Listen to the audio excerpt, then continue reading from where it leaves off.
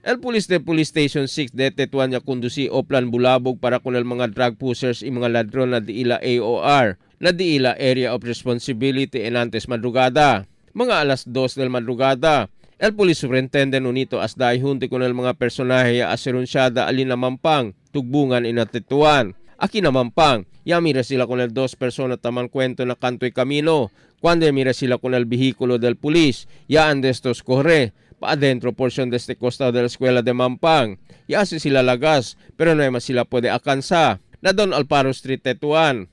El mga jóvenes yaman tambay na kantoy kamino, yaman na bolbe si Asdai. Na Toribio Tetuan on del cementerio. Chene kanya report agad chene taman pat session aki na Cross Mayor. Ya entral tropa pero no hay ni un gente na lugar. Ya pwede akorre. Ya anda tamin sila natugbungan ina Mormons Drive alina Tetuan. Así kung kulas dai, no hay man sila kung kanya pwede agarra durante el runsyada. Pero pwede sila dali mira con el mga malhente kaya hindi sila tadeskansa para aselagas kanila. Emil Tuban, Dateline Zamboanga.